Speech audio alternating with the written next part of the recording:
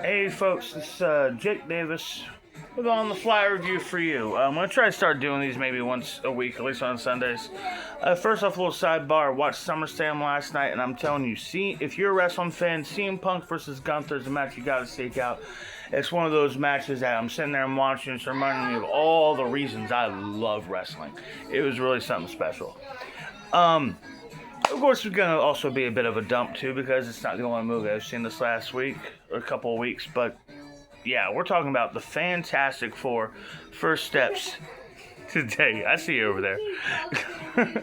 Anyhow, I love this movie, guys. I know it's the whole setup is it's the MCU, but it's the Fantastic Four in a different universe and set in the early 1960s. I was genuinely blown away. I went into this film open-minded and optimistic, but still completely prepared to take a kick in the nuts. And I couldn't believe it. I loved it. I've literally seen it 3 times now. I give it 5 stars. I love Pedro Pascal's take on Reed Richards. Vanessa Kirby is a perfect Sue Storm. This loving, good-hearted woman that holds these 3 brave men together as a family. Johnny's arc of kind of finding his own purpose and usefulness in the group and proving his maturity to Reed I thought was a great part of the movie. Yes, Ben could have had more. Ben's basically just there as the comic relief. And Galactus is a truly cinematic achievement. Probably not since the first Avengers film have I really been in a sense of wow, looking at some special effects on the big screen. I thought it was phenomenal. I went into this July expecting, and I may even predicted this on my channel, but I said that Jurassic World is going to make all the money. Superman's probably going to be really good, but barely do okay. And Fantastic Four is just going to totally suck and kill Marvel forever. And boy, was I wrong, and I've never been so happy to eat crow.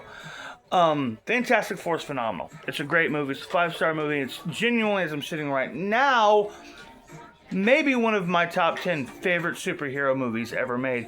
And that is the thing, too. Because this is a movie that, remember, that the Fantastic Four aren't superheroes.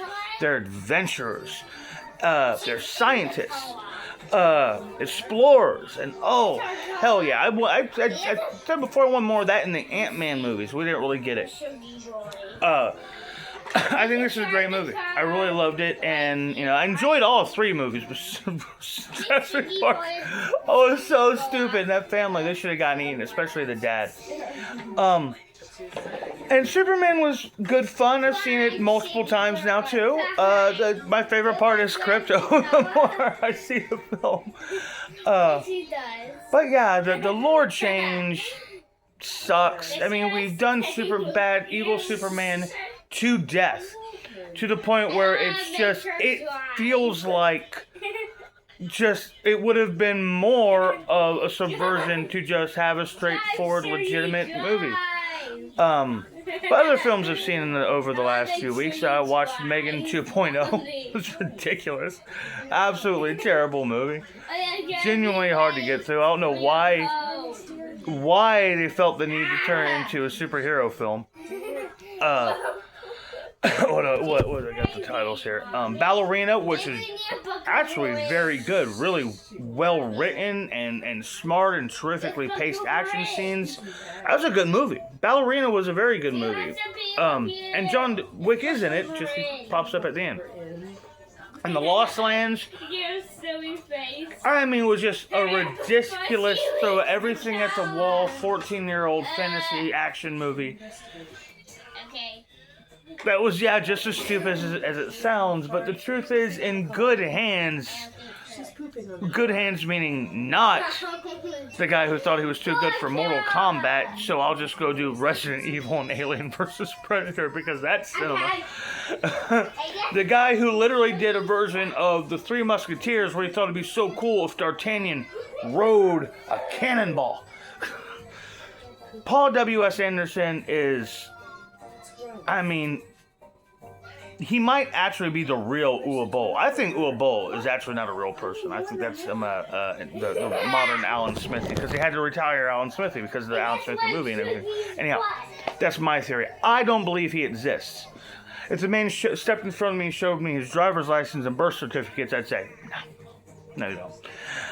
And Together, which I've also seen multiple times already. It's a magnificent, great movie. Dave Franco delivers a tremendous performance.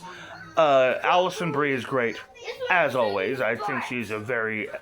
I'm thinking about it, I don't think I've ever seen her in anything where she disappointed. She's always been really good. And also, I have to acknowledge, as a lifelong fan of heavy metal, rock and roll, and pro wrestling, the passings of Ozzy Osbourne and Hulk Hogan. These are guys I grew up around. I was literally listening to Black Sabbath the night before Ozzy passed. I mean, it's just part of our DNA. And Hogan, say what you want about Hogan. And a lot of people have been very disgusting, frankly. But there's people, so many people, countless people, millions of people who have an entire livelihood. Maybe not millions. Have their entire livelihood. If you have a YouTube channel that pays your bills and helps you raise your children, where all you do is sit back and talk about pro wrestling, you can thank Hulk Hogan. Anyhow, that's my wrap up. Did I give stars? I don't think I gave stars. Fantastic Four and Together are 5-star movies. Excellent, almost perfect films. Ballerina, I'm giving 4 stars. I was shockingly surprised. Megan 2.0 is laughably ridiculous. I give it 2 stars. And in the Lost Lands it's even dreadful for background noise. Anyhow, I'm Jake Davis, and I'll catch you on the fly. Maybe I hope I can get another one of these out there by next Sunday. Until then, I'm gearing up for some more SummerSlam. Night 2, baby. Boom.